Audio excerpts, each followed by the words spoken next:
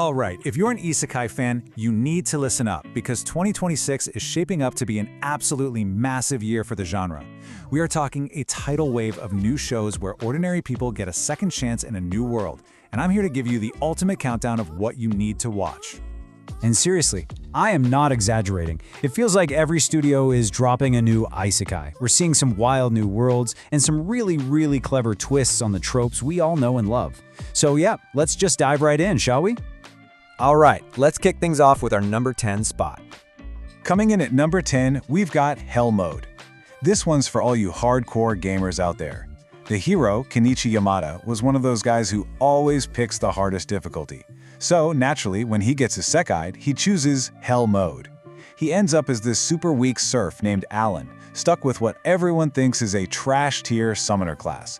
But here's the twist. Using his insane gamer brain, he figures out how to totally exploit the world's flawed balancing. He turns that useless class into an absolute monster. It's all about brains over brawn. And you can catch it in January 2026. Okay, so our last one was all about gaming the system. Number 9, though. It completely flips the script on that classic hero versus demon lord story. We're talking about There Was a Cute Girl in the Heroes Party. Our main character, Yuki, gets reborn as a demon. His whole purpose is to fight the heroes party, right? Well, he sees the party's priestess, immediately falls head over heels, and just confesses his love. Bam! The whole story shifts from a big battle anime to a romance. What happens when the bad guy decides he'd rather date the hero's teammate? We're about to find out. From romantic demons to something a bit less cuddly. At number 8, we have a very different kind of survival story. Reincarnated as a dragon hatchling. Forget being an overpowered hero. Our poor guy wakes up as a teeny, tiny, super weak baby dragon. The whole show is basically a comedy about survival. He's got to eat stuff, run from monsters, and literally level up just to evolve into stronger, cooler dragon forms. It's gonna be a blast watching him go from a panicked little lizard to an epic creature. Next up at number 7, we're swapping survival comedy for some high-stakes, high-society drama. In the world of romance games, the Villainess is adored by the Crown Prince. And yeah, if you're a fan of the whole Villainess subgenre, this is for you. Our heroine gets reborn as the Villainess from her favorite game, so she knows exactly how her story is supposed to end: public humiliation and exile. But right when that big dramatic moment of ruin is about to happen, a prince from another country swoops in and declares his love for her. Just like that, her whole tragic destiny gets thrown out the window. It's set to be a super sweet romance, dropping in January 2026. Okay, leaving the fancy royal courts way behind. Number 6 gets dark. Like, really dark and gritty. This is Sentenced to be a Hero. Our main character, Xylo Forbart, starts the story as a convicted goddess killer. So what's his sentence? He has to lead a squad of the absolute worst criminals into battle on the front lines against the Demon King. You've got this super high-stakes, morally gray situation where he's got to wrangle a bunch of misfits who would probably kill him if they had the chance, all while trying to form a pact with a new goddess. It's gonna be intense, and it's also coming in January 2026. You know, as we crack into our top 5, I'm starting to notice a theme here. It seems like the big lesson for 2026 is one we should have all learned by now. Kicking people out of your party? It just never ends well. At least, not for the ones doing the kicking. And that brings us straight to our number 5 spot.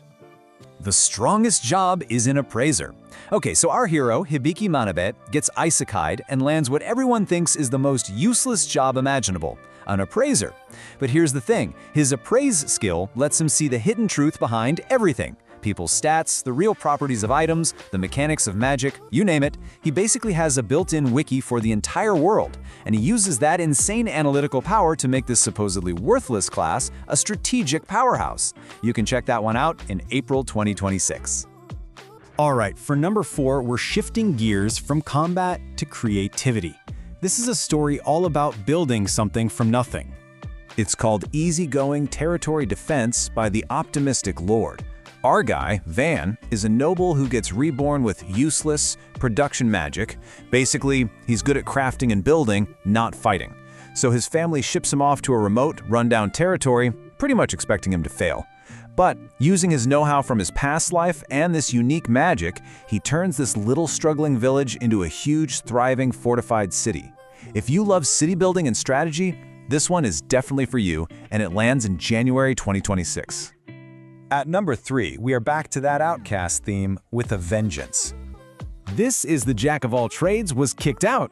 You know the drill. Our hero, Orin, is good at a lot of things, but he's not a master of any one thing. So his party, full of specialists, kicks him to the curb. But what happens next is awesome.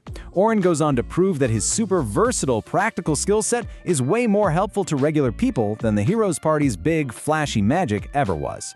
Another one to add to your January 2026 list. Okay, our runner-up at number 2 takes the whole game logic idea and dials it up to 11.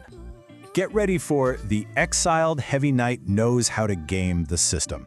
Our hero, Elma Edvin, gets disowned by his family just for getting the unpopular Heavy Knight class.